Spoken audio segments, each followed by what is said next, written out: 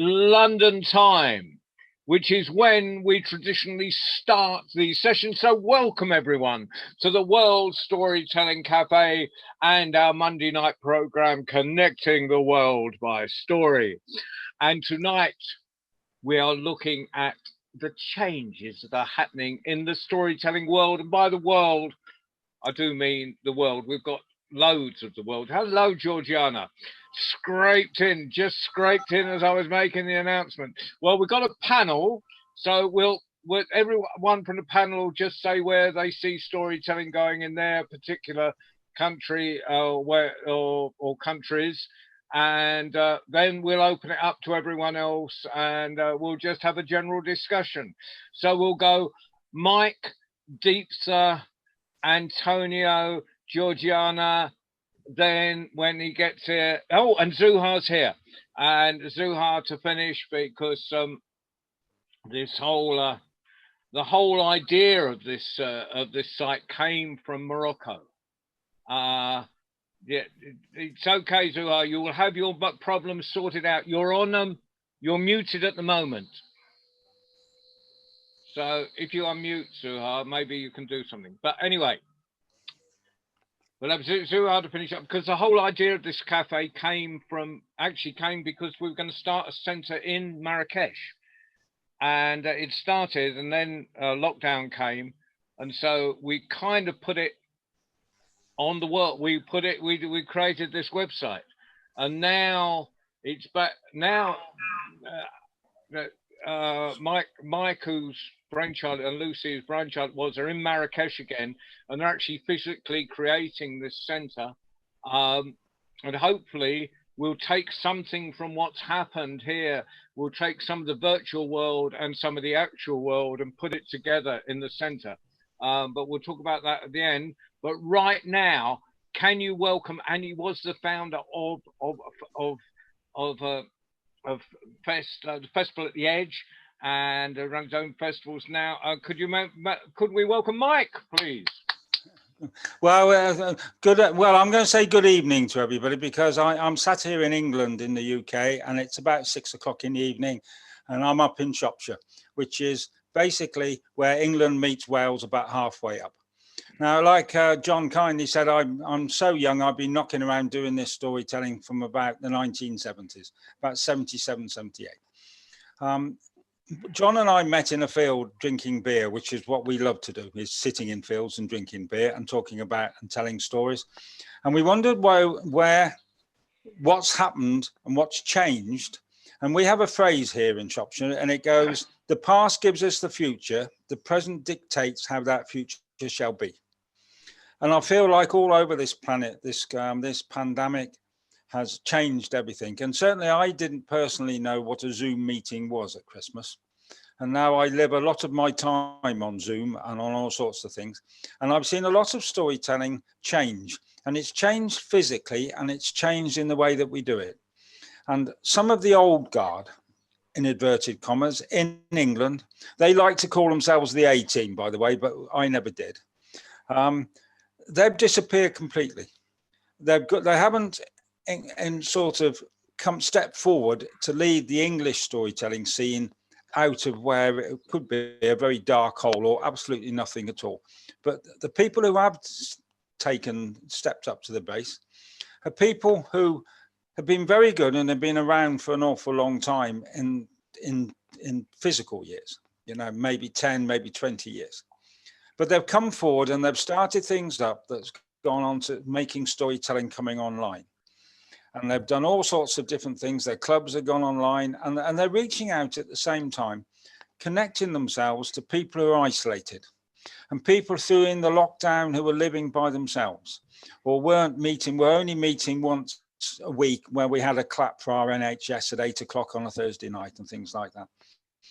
And I just wondered if we could just put our collective minds together, just for you all quickly to say which part of the world you're from, because there's lots of faces here I don't recognize. I'm sure you don't know who I am. What's happened in your country and what you think we could do as a collective to make it better for everybody. And by everybody, I mean the young and the people who are beginning on this life of being a storyteller. And I do recognize, John, I am here in the World Storytelling Cafe, and I do get the word storytelling. But I would like to also, it's people who creative write, it's people who do poetry.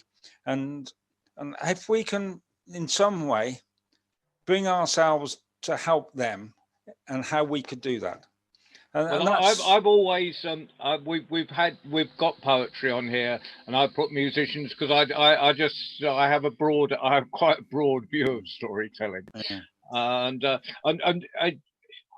one person in the A team, as you put it, who has really embraced it and taken it is, of course, Liz in Northern Ireland. Liz Weir in Northern Ireland. Well, yeah, okay.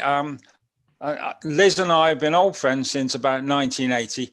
If you ask her, and she will answer the same question, same way as I'm going to ask her. She is in the A team, but not in England because she lives in Ireland.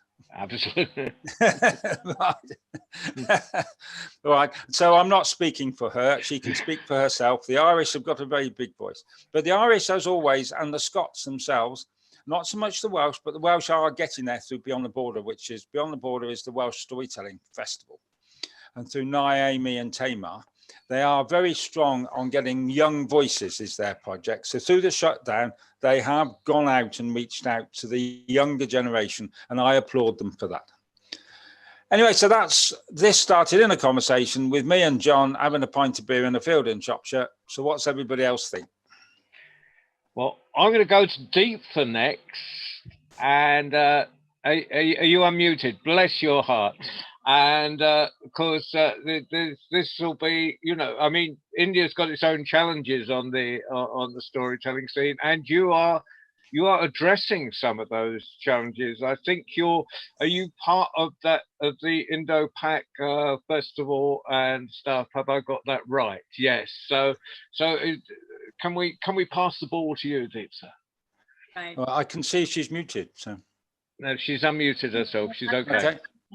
Well, okay. You can hear me though, can you? We can, yes. Yeah. Right. Yeah. So that having. Now you're going a bit on and off, Deepsa. You're going on and off. I'm just going to switch over to my phone. It's. Yeah, if you go onto your other device.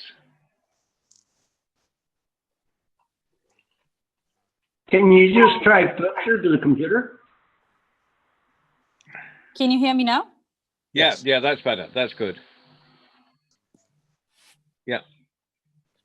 Go for it. Am I audible? Yeah. Okay. Yes, perfect. Right. Okay, super. Yeah. Was part of the Indo-Pak Storytelling Festival, which was really a way to reach out across the border because of the kind of the shared and the conflicted histories that both the countries have. Be a great way to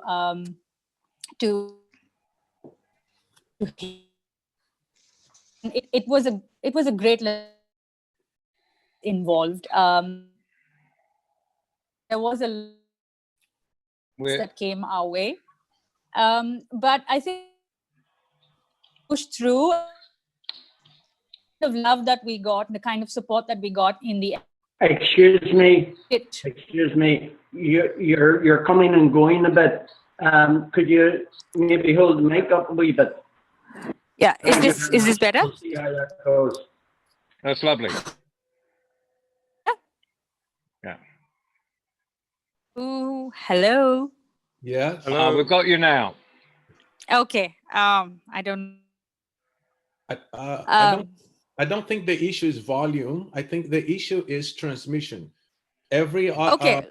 Yeah. So let's. If that's going to. Yeah. Is this? Yeah. You're going in and out still.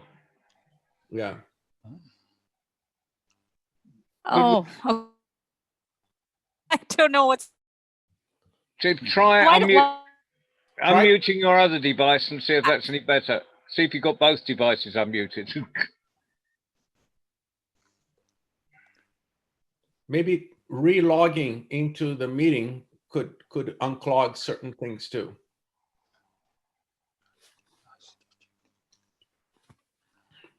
Okay. Okay. Now we'll leave Deepsa for now. When she rejoins, we'll come back to her.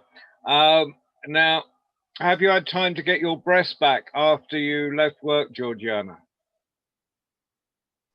Yeah, unmute yourself. Oh, there you go. I'm okay. Hello, everybody. Hello.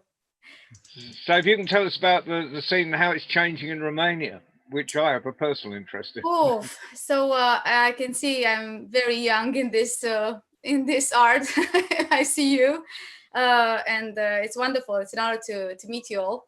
I've been in storytelling only for 9 years. I'm an actress, actually. That's how I got into storytelling, first of all. So in Romania, there aren't a lot of storytellers. It's since that I'm still a pioneer after 9 years, because we started a storytelling festival in 2012 when I came back from Iran, the Kanun festival there, and I realized that we had to organize something like bigger, international. This way, Romanians would be more interested in storytelling. Of course, it's a basic art for everyone in the rural parts, but not as a performing art. So I wanted to give storytelling its place in art, and I'm still working on that. And hopefully it will go well.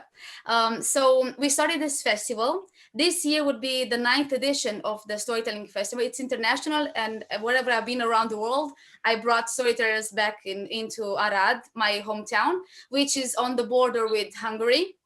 And because it's a very nice historical little town, it works really good.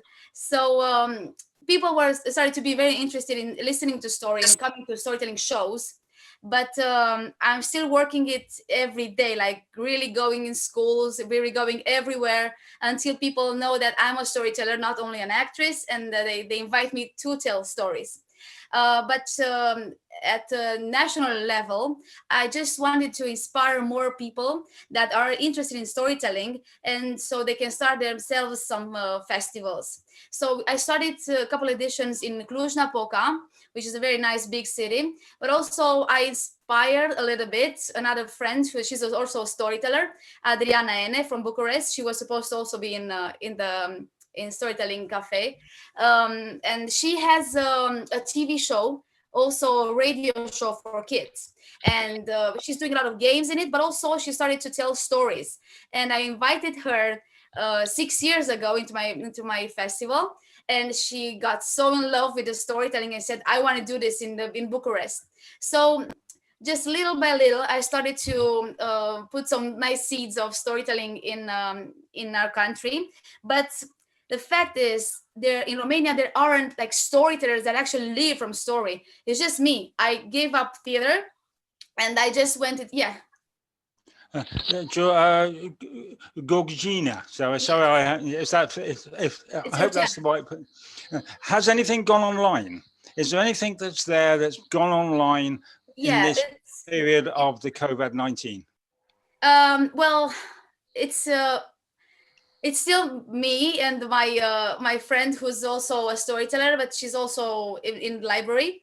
And also Adriana started some shows and some festivals in Bucharest online. But also I started to do webinars on storytelling with teachers, actually, and it started to be really big. I had like 2,000 people at one webinar, and I'm doing every month. But I have I'm somebody who's working on this, was doing all this job, was the dirty job. I'm not organizing it. So it's because of the viral thing of going on online. It really has started to be really big. Like people know already about me, and they are interested in art, but they're only interested in taking this instrument and using them as in teaching or in therapy and stuff like that. But for me, my something that hurts me a lot and still on working is that there aren't so many. I haven't inspired people to start to be artists, like in storytelling. They are not doing this. So what I'm doing now, besides this online, I'm doing every month. I have a webinar, and I also have the storytelling circle, and this is also going one time a month, and it's national. I have people from all over Romania, from different kind of regions, and they are interested in working and developing their skills in storytelling. But these people, as I said, they are teachers, most of them. Do you charge for your webinars?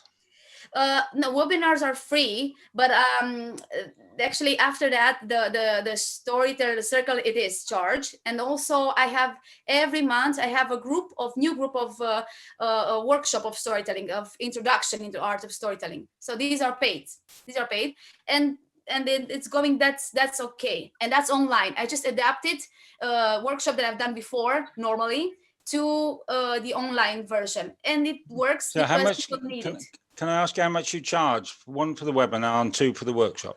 Let me see. Well, it's my fee, but also it's my friend who's the manager, and she's actually charging more. But it's not very much for Romania, for you. It's I think it's around. Let's see. It is 50 euros. It's 50, 60 euros. 60 euros. 60 euros, and that's that probably it's about 60 quid nowadays. So is that for 2 hours or 1 hour? No, it's 4 hours. 4 hours. 4 hours. Yeah, so, that's the maybe it's less. I'm not sure. Something like so that. Give it to us in lei. Tell us in lei how much it is. I think they pay around 200 lei. It's less than 50 euros, I think. Yeah. So 200 lei. That's about 200 lei. Just I should be able. I have this in my head all the time when I'm there. It's less than 50 euros. Yeah. Divide that by 5.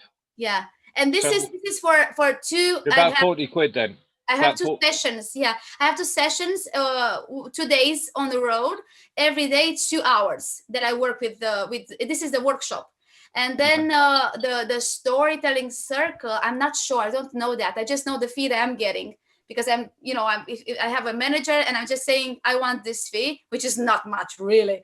But anyway, it works, it's at the beginning. So it's this, and they have a tutorial that I give them, also like a material. So this is another package that we're offering. And we were supposed also to have the storytelling festival, but actually, really, I've been to so many, not many, but I've been to a lot of online festivals, and I just it hurts so much. I just don't want to do this. I'm like, it's okay, it's good, it's wonderful. I can meet people that So then we just said this year, we don't want to do it. We prefer to stop it or to do it local. I'm into working on local in gardens, and people just people gathering together as much as it's possible. But instead of I'm so much into Zoom that I just want this festival to be as it should be. So my one last question for you is, if we were to start a weekly storytelling round on Zoom, and that meant over 2 hours people would come in and tell stories, not just have a performer, would you be interested? Yeah. Do you think your people would be interested? Yes, yes. I have now a lot of people following me because of the stories that are interested into using them into school. So people that are interested in Romania till now are, as I said, teachers. But hopefully I got into I'm doing my PhD on storytelling in my theater faculty. Yeah. I just started now. It's 3 years, but I'm doing it because I'm really interested into going more into. In Romania, it's very institutionalized. You're an actor because you've done a big university. You have to do it very institutional, very Russian. Right, so, without being rude in any way, there's a lot of questions I want to ask a lot of people. I've only got an hour. So if I'm not trying to be rude, I see. So should we go to that? Thank you, Georgina. We'll come back. Thank you very much. When we open it up, but should we go back to Deepsa while we've got her there? Deepsa seems to be back with us. Can we try? Yes, I hope you can hear me now. Is that better? That's All great. right, great. So I'm going to just zoom through now. I think when I got disconnected, I was talking about the India-Pakistan Storytelling Festival that a group of us decided to put together.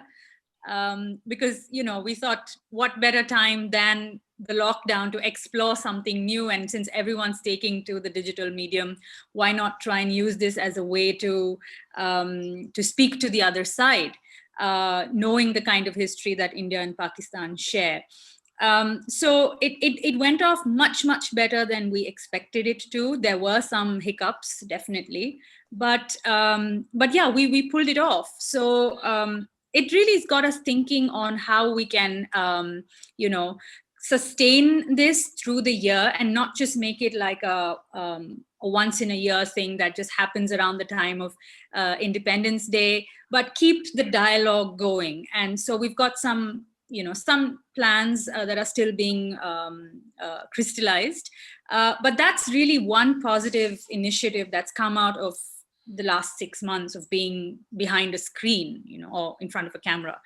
That said, if I have to now sort of zoom into the situation in India, it's very different from where it is from other parts of the world, simply because of the kind of numbers that we have in the storytelling space. There are so many storytellers. That's a good thing.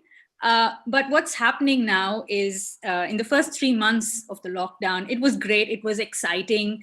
Everyone was trying to get to understand this new medium and was trying different things. But I see now, 6 months down the line, that a certain fatigue has set in. You know, a couple of storytelling sessions that I went sort of just, you know, went in and out of, I found that there were more storytellers as audiences than regular listeners themselves. So I'm really wondering now, you know, storytelling is really becoming like cable TV. There's so much to watch, there's so much to choose from, but there's so little time. And where do you put your money? Because all of these are paid sessions. So it's great, you know, that storytellers are beginning to monetize their performances. But really, can I keep spending so much money on a daily basis? Because there's something to do every single day, right? And so, but then are the audiences growing? How are we reaching newer audiences? Because social media is, you know, it's a monster. Once you start getting into it, because a person has to be online all the time to generate that kind of interest and that kind of following. It's not easy to grow organically. You have to be on multiple platforms at the same time. And it really ends up becoming a full-time job. And for someone like me, who is, I work as a storytelling consultant and an educator with a school, work's going on 24/7 there, right? We've gone on without a break. So for me to now put my storytelling online takes a lot out of me, and it's tiring.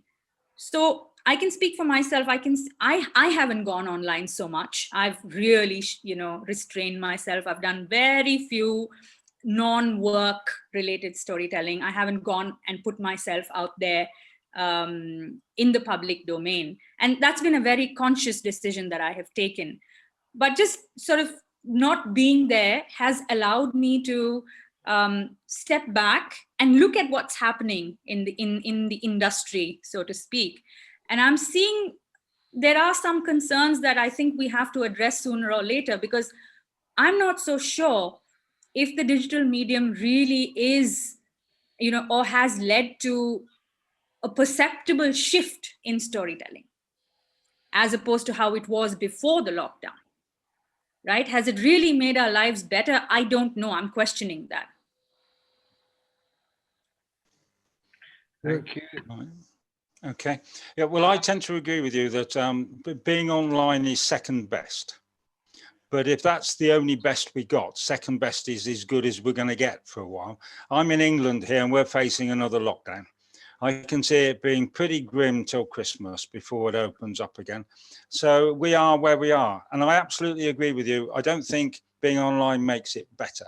I absolutely do not think that. But if that's all we have, it's like you can't really complain. It's like, and I was going to use a cricket analogy, but I realise that some of you don't understand cricket. But if your best player is your best player, that's the only one you got. You haven't got anybody better, so he's your best player. And Zoom is our best player at the moment. It's all we got. There are advantages, you know. I mean, I tend to Yeah. I tend to look at the positive. And for instance, there's a lot of tellers that haven't been able to get out of their houses, not for COVID, but for their own physical reasons. And they've been, I mean, I'm thinking on, you know, on the Storytelling Cafe, there's a woman in Texas called Trudy Terry. Well, I've known her for, I mean, I first met her at George West storytelling festivals in Texas, but for 10 years now, she hasn't been able to physically get out, but she's now become part of a whole sort of storytelling community through Zoom. And the other thing is that as far as making people across the world, you know, aware of each other, you know, because the small, say, for instance, and I'm going to use Alistair here, Surrey storytellers probably haven't got the money to fly someone in from America or even Ireland, you know. So, but they, so the internationalism, I think, is a positive. You know, and we need to kind of. Yeah, no, I would agree with that, John. Yeah. Right. So, who's from America? Well, I was going to bring in Antonio because go on then. No, he holds the record on just as an individual storyteller. Well, it's either him or Liz, and I haven't worked out yet the maximum number of live people in the room. So Antonio's obviously cracked how to get people in the room, how to Right. build an audience online. So I'm going to Antonio now, Who said I had? in Wait, you're telling me stuff I never knew. Who said I had the largest number of people? When was that? Well, when a couple of weeks ago when you did your live thing, it's maybe not the largest number of people through all the, you know, through the different things, but the largest live audiences, because we can't compare ourselves to when we've just got an individual teller up. We can't compare it to, say, a Kaylee, where we've got people from all over the world. It's probably, you know, Liz gets 70 people in all over and so forth. Brilliant, because they're regular events that have gone online. But to get an individual teller to get a large audience live on the cafe, given that people are watching it, Well, you know, without coming in the room. Good for you, mate. So what's your take on that, Antonio? And you really pushed me to get you the material so you could get that out, and you did that. You got that yourself, and maybe that's something we can all learn, you know, about how to, you know, just use things like, you know, I use the telling our cafe, but there's loads. Maybe you can give us something about personal promotion, not just leaving it to the platform, but how you go out as a teller and bring in your own audience. Okay, I'm gonna see if I can tap into a couple of things here. Number one, the change is the only constant. Okay, I have written a couple of things here I'd like to share. Life is all about challenges and change. If you can't flow with the water by holding onto the edge of the river as the current is trying to pull you, it's not gonna make you, it's gonna hurt you. You can't hold on to the edge of the river. You have to go with the flow. With that, this is the flow. There is no future, actually. Everything happens in the present tense.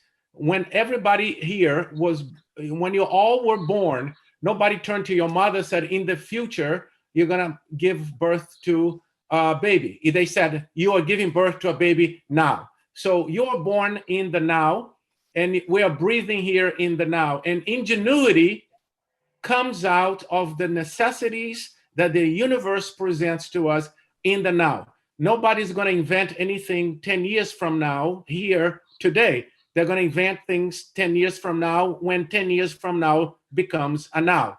Just like Tuesday, it's going to be a today. When we wake up on Tuesday, it's going to be a today. So that's where ingenuity comes from.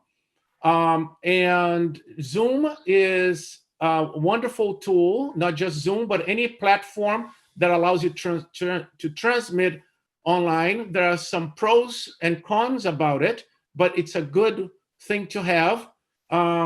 However, what I've been noticing is that 30 years ago, people would ask, what is storytelling? Now everybody tells a story. And what's happening is, because of the accessibility of having a laptop or a cell phone and having the capability of putting yourself online, is it quality or not? You know, so I think that's what's happening, is there's a loads of exposure here in the United States. For example, everybody's doing Zooms, everybody's participating in group telling, one storyteller at a time for 2 hours. But can they all carry a story properly? And that's subject to, you know, to time on the road, to quality of presentation. So is it quality and quantity? That's another thing that can actually create a problem for the storytelling itself. You know, if somebody who has no idea what storytelling is and they are attending a show saying, oh, is that what storytelling is? It was an issue when you had to pay to go and see it. And now it's an issue even when it's free online, because some of it's great. And a lot of it, you know, so there's a problem with that. So I'm just throwing ideas here. Adam Booth, who is a wonderful storyteller from the United States, he started doing this 2 years ago. This is a very interesting story for me to share, because it shows how the universe puts forth what's coming next. There are waves of potential that the universe sends us. Adam Booth does a monthly series, I believe, in the town where he lives. It's very well produced. It's in a theater. And he booked me to do this series. And I was part of it, let's say, I believe 2 years ago. And after the show, I said, this was lovely. The audience was wonderful. You know, you're doing a great job here. Who is next? And he said, so-and-so is next. It was a British storyteller.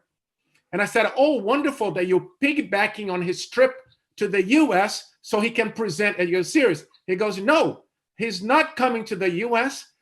We are watching him on a big screen in the theater. People are paying to come to the show, but instead of having him on stage, we're having him transmitting from his home studio. So this is 2 years ago. Adam was experimenting, and I'm not saying Adam was the only one doing it, but what I'm trying to say is, where is storytelling going? It's so much what are the tools we have today. That's where storytelling is always going to go, is with the tools we have today.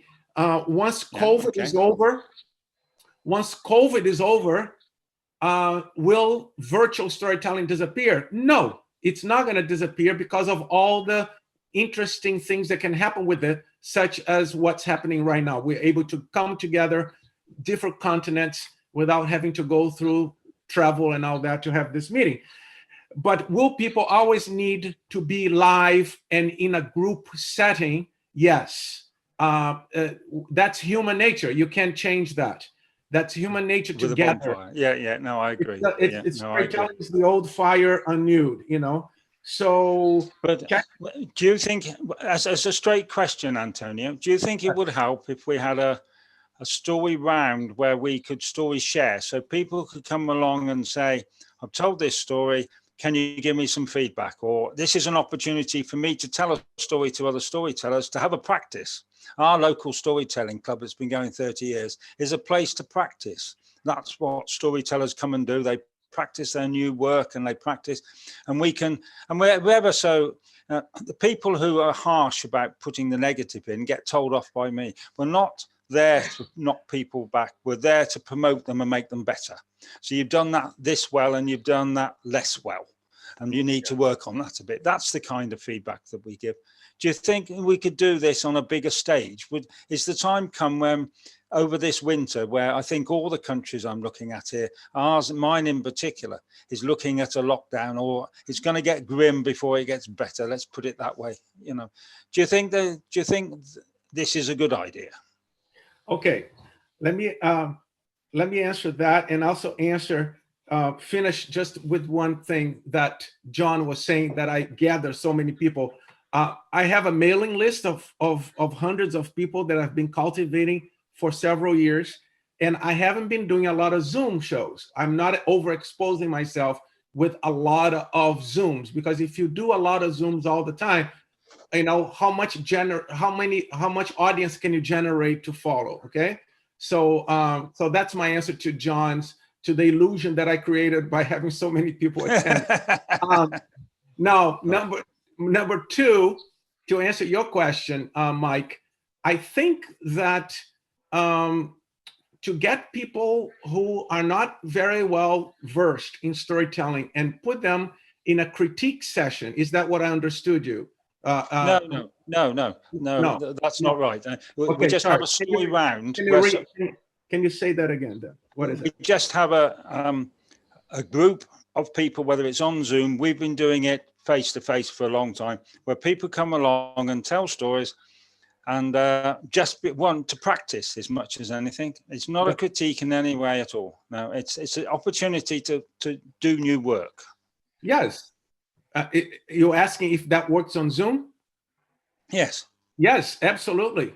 Absolutely, it works on Zoom. As a matter of fact, I am a member of such a group.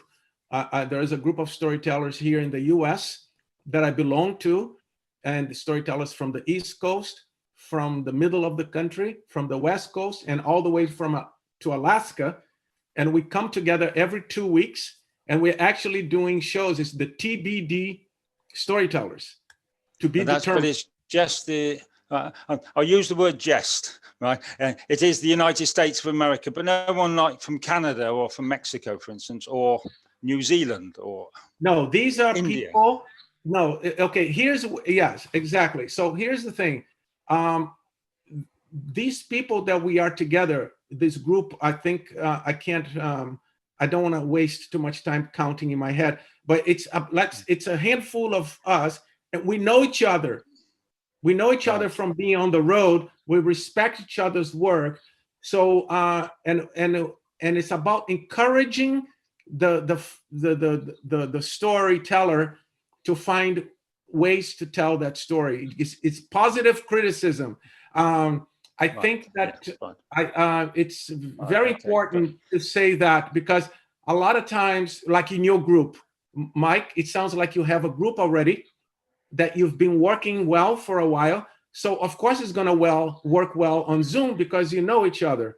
But to create a group that you don't know each other's way of presenting technique or presenting good feedback, that's the word I was looking for, feedback. Well, we can do that offline. So we don't have to make that public.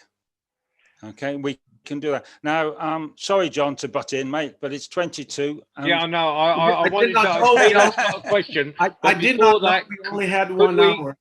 I did not know we had only 1 hour. Sorry about that. Could we go across? Because Zuha in Peter, we'll come back at the end. Have you got a quick one then, Peter? Quickly before we go.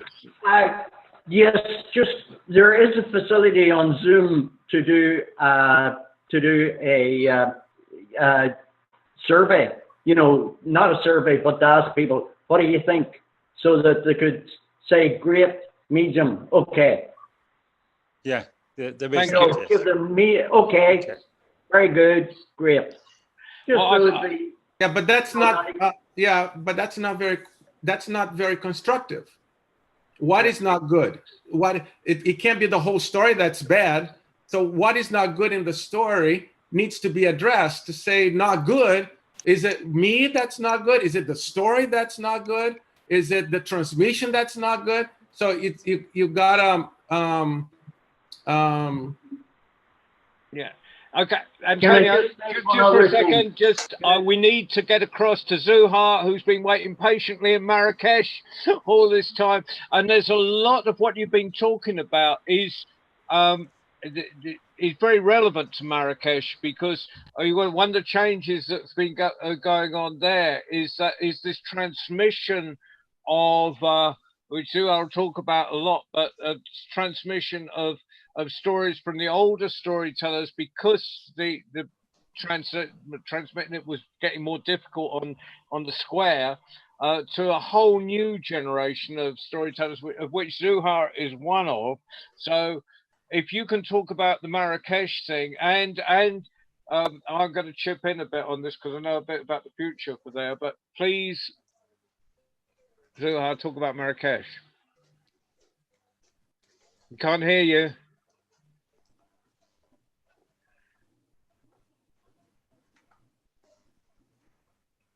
We still can't hear you. Try again.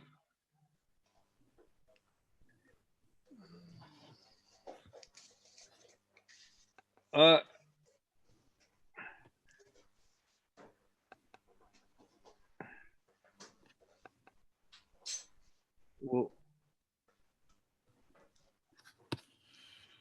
let's. And the gremlins are in, I think. Yeah, take it off your phone. Take it. Yeah.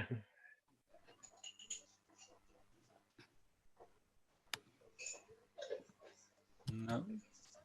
You getting anywhere?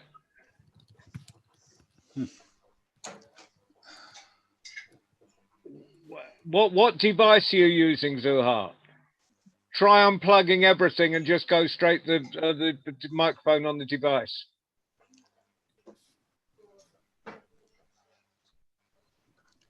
We can hear you clunking around with things, so just use the devices, Mike.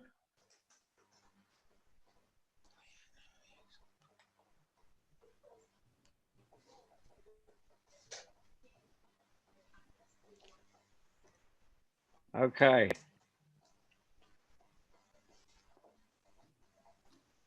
It'll be.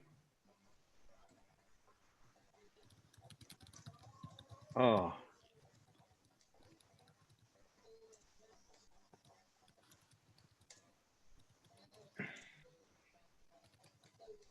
Anyone got any advice for Zuhar?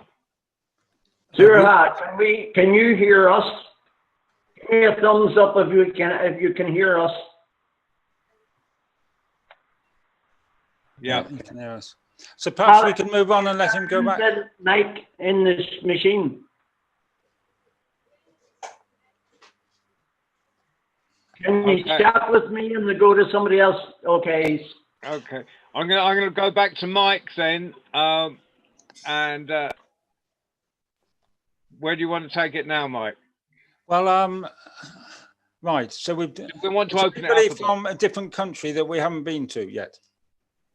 No, but we have a different part of the United States. Well, but how about Baden Pinch Jr.? What are your thoughts on it all, my friend? You're muted, I think.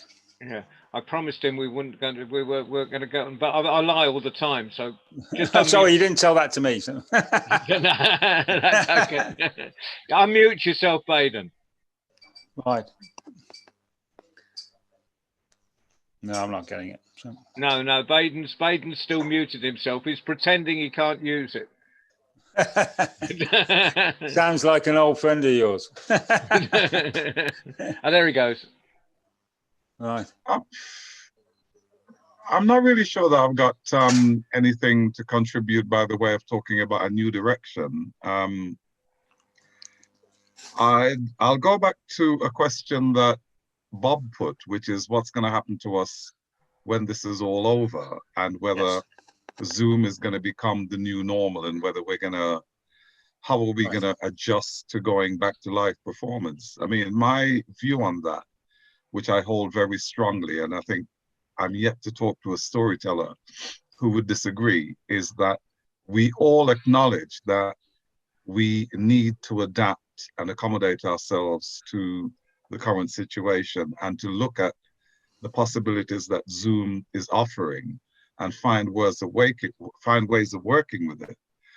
But nobody that I've spoken to has yet said, I'm glad to put live audiences behind me, and I'm happy to continue with this in perpetuity. Everybody I know is saying, I cannot wait to get back into a room, into a hall, into a field, into a tent, and to be sitting in front of people and to have that interaction. And who was it put something in there, creating that magic of what happens in that interaction between the television. I would say, Baden, I know one or two who have done YouTube stories for about an hour aimed at schools and are looking to sell those to schools without doing them live. And so they're looking to make money out of it, so they could have 5 or 6 YouTube performances going on the same day at the same day and still charge 100 quid each for it, or £100 sterling each, right? And that's not a live performance, but teachers might want to do that because it's a third of the price and they would see that as storytelling. So I know people who are wanting to do that. Okay, yeah, now lots of people doing that. And yes, there is. Is jazz music, once recorded, does it cease to be jazz music because there's no improvisation? I think it's a valid option, because a lot of schools, Mike, here in the United States, for example, kids are only going to school twice a week. My daughter, who is 10, she can only go to school twice a week now. So one live performance cannot reach all the kids in a school, not even half of the kids, not even a quarter of the kids in a school. So offering a pre-recorded option is a valid point in order for the kid to get the story. Is it a storytelling experience like a live show? No. But a live show in a school, you're only seeing 4 to 5 kids on the screen anyway, even if you have 200 of them being able to connect to the computer. So, and you're not seeing all their faces and you're not seeing all their reactions, because you'd be a sensory overload for the storyteller to have 200 kids reacting to something in the story through the computer, because it's an overload coming through a tiny little screen. Can I come back to that? But first of all, it looks like Zuha has actually got some audio. If you unmute yourself on your new device, are you with us? Can you hear me right now? Yay! Yay! Go! I go next. I won't speak. Okay, the floor is yours, Zuha. Talk about the changes in Morocco and how we dealt with this. Okay, so basically, like 4 years ago, I think six years ago, something happened, and basically it's in Kafiklock. You already know the place. So the old storytellers, the one that we call master storytellers, decided actually to start working with younger generations and pass on the craft and the magic they have. But here, the youngsters, they don't fancy working in the square, so they only work in like private villas or just cafes or restaurants. And then the youngsters started opening up to the square, and they are saying, well, it's not a bad idea because it is not an easy choice, but it's mandatory to perform in the square. So things were going so well for the last couple of years. Everything was going good. Opportunities were like started appearing for younger generation of storytellers like myself. But then the lockdown came and everything stopped. There are no tourists, and basically we only work with tourists. We don't really focus on locals. So Only tourists, the ones that they don't know what is happening in Morocco, they basically don't have any idea about storytelling, or they do, but it is not very clear for them what we do. So the experience is really nice for them. But the lockdown came and we had to work online. Actually, for my experience, it was not that bad. I mean, with World Storytelling Cafe, I could still perform, and it was actually quite nice. And like I started performing on Instagram myself. I was not using Zoom, so I was just performing for my friends because they requested it, and I was doing like 10-minute shows, and I work basically on very long stories. So a story that is like 3 hours long, I would break it down into 15 minutes. Like each day I would perform for 15 minutes. Actually, I was surprised that people really loved the idea, and they were even calling me and telling me, where did the prince go? Please tell us, did he die or not? So people really fancied online storytelling. But my idea about it is that, I mean, if we are overly sharing what we have, the stories we have, like once the lockdown, once we are over with this COVID-19 thingy, we will not have like a solid or interested audience because they've already seen us performing. And as we are not going viral, as storytelling is not something that is very famous, people will not know that they experience like face to face. I mean, having physical eye contact with the storyteller is something different. So if we overly share and perform online, when we are going to the physical circles, people will not be as interested because they've I beg to differ, but I disagree with you. I think the live performance will always be the apex of what we do, and you get people to listen to that where I live in the UK and England by having festivals, and the festivals are fun. So the people come to Shropshire or wherever the festival is, and they have fun for a weekend, and they see the live performances, and that will persuade them. So I beg to differ on your point. I think when the live performances come back, they will be seen for what they are, and that's down to the talent of the storyteller. And if the storyteller is good enough to carry it to a live performance, they will see the difference between the live performance and the Zoom performance. Yes. I do believe that. Okay. Yeah. I think in Marrakesh, you're going to, you've got the square, which tourists will always come to. And if you're storytelling on the square, you're going to pull a crowd. You've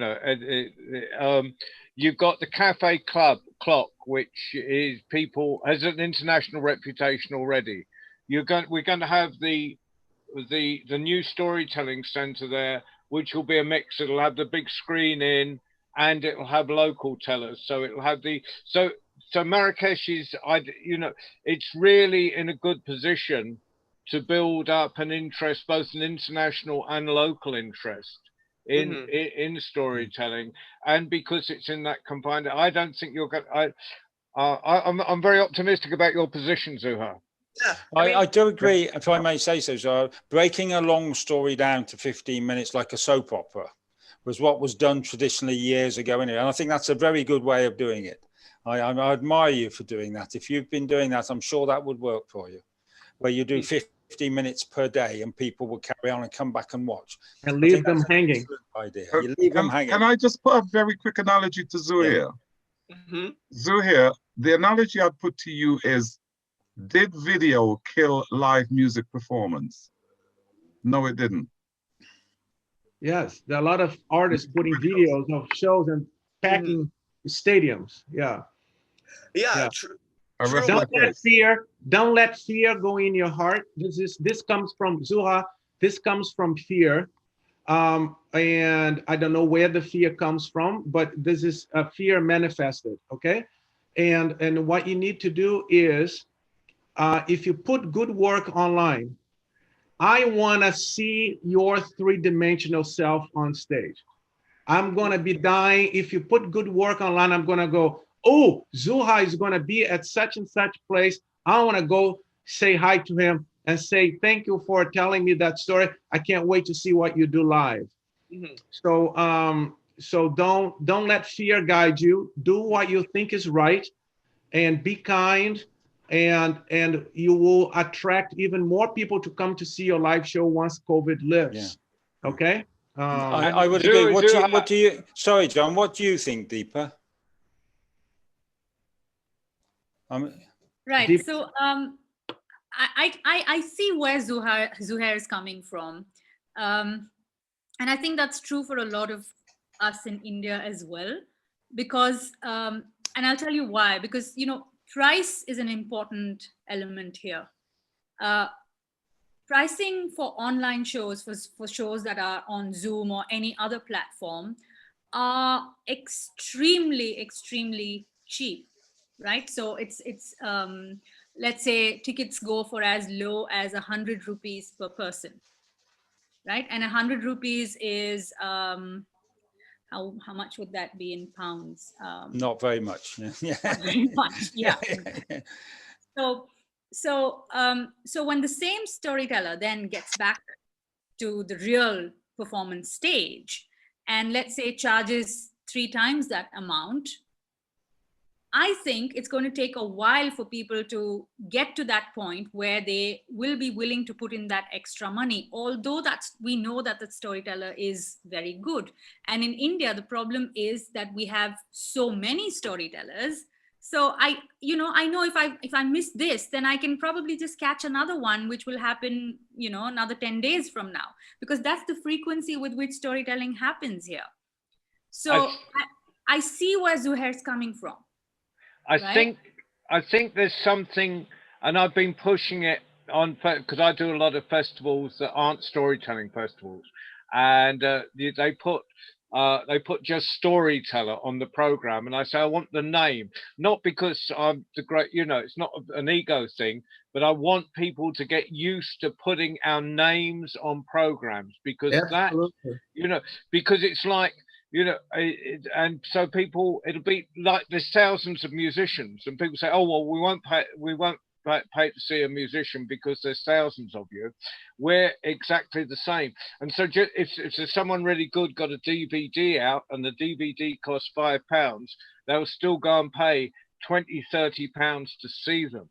And I think we're in that, but we have to build our name, insist not just storyteller, but our names go on things if we want to build it. It's I mean, I noticed it on poetry that when the poetry scene collapsed because of lack of funding here, and we're talking 30 years ago, it keeps resurrecting itself. The people who survived were the people whose names we knew, because they went out. And I think that's, and where's Zuha still there?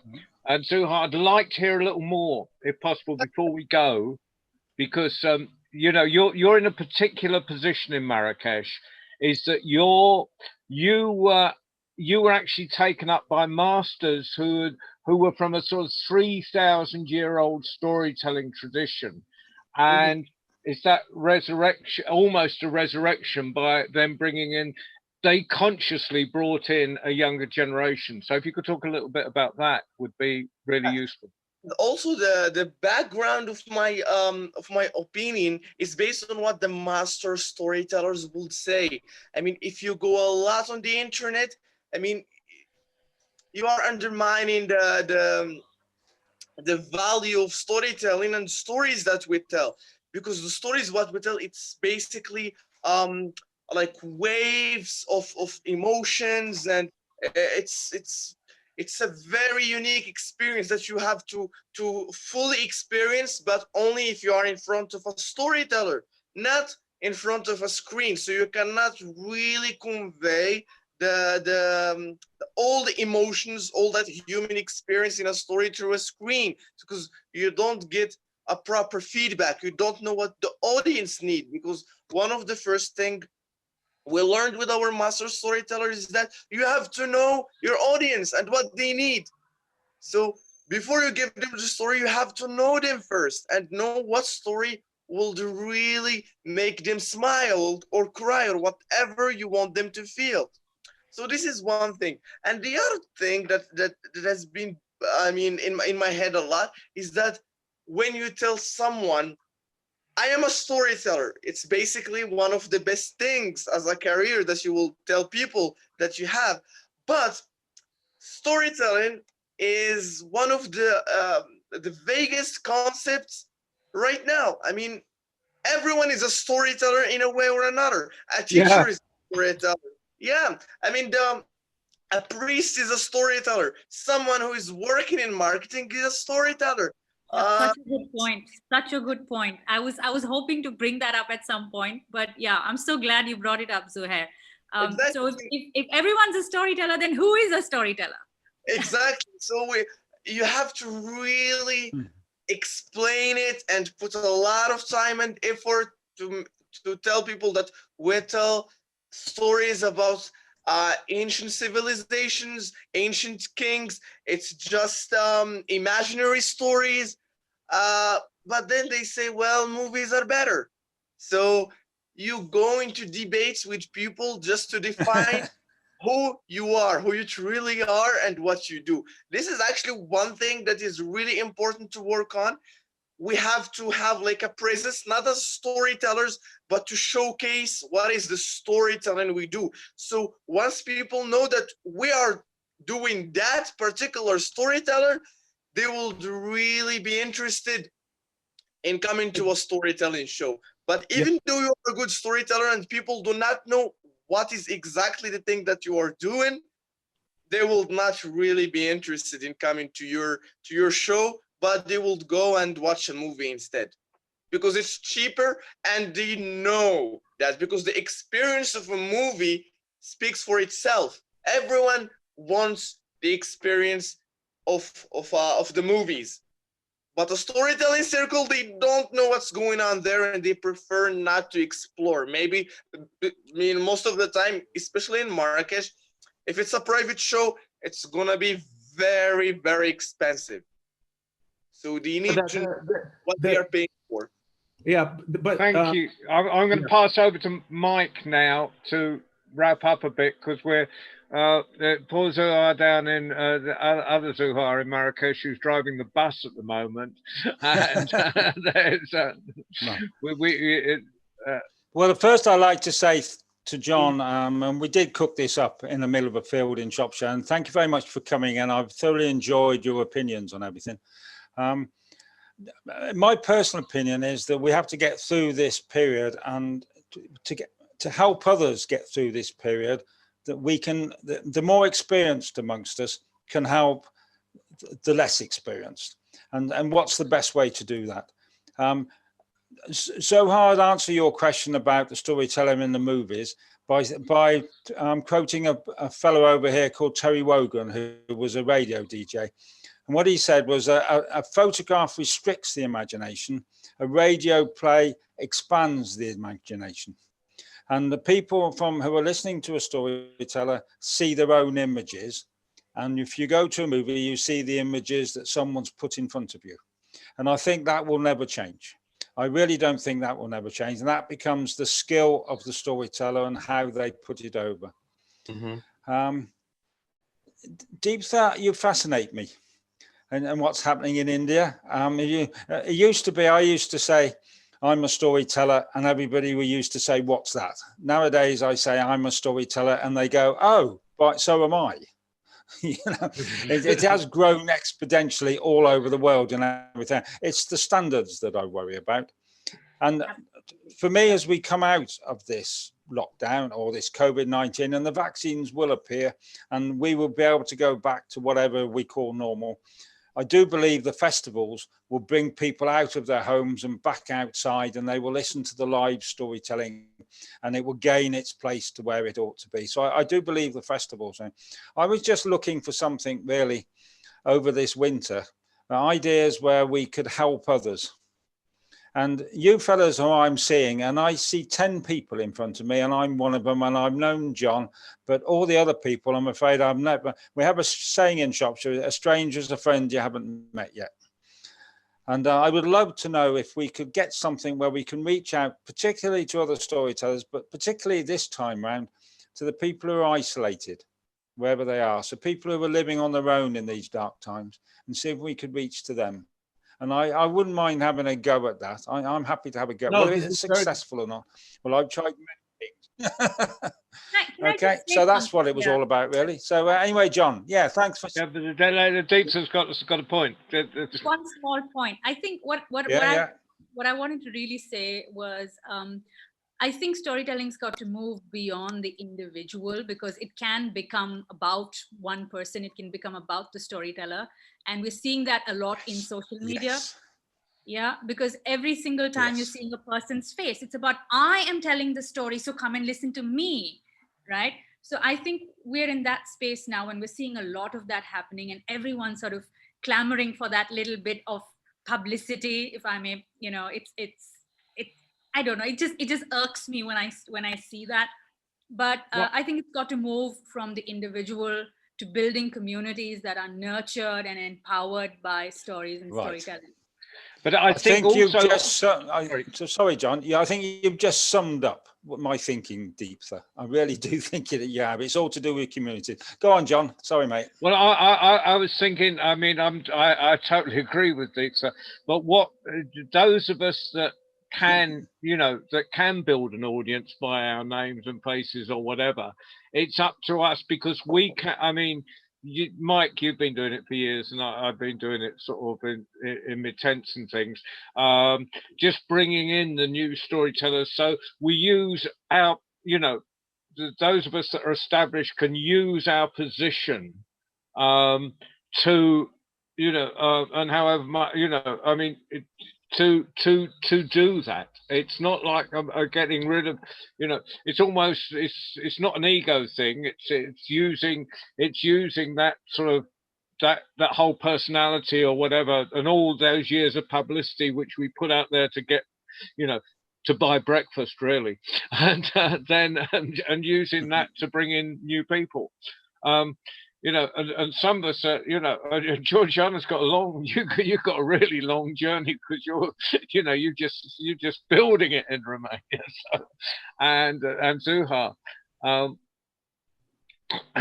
So, and Mike, I'm back to you. I just wanted to answer Deep's point there. Right. Okay. Well, we've been going. It's an hour and a quarter. About 3 years now. Yeah. About 3 years now. Does anybody else want to contribute anything? Because otherwise, Deeptha, is going to sound strange probably, but I'm off to the pub because it's the evening over here. I'd like to say a few things. Go on. Yeah, I believe that everything we do has to come from a place of kindness. Yes. And working together for the betterment of everyone. That in mind, of course, not letting people who are in their own low vibrational moments pulling us into despair or take advantage of us.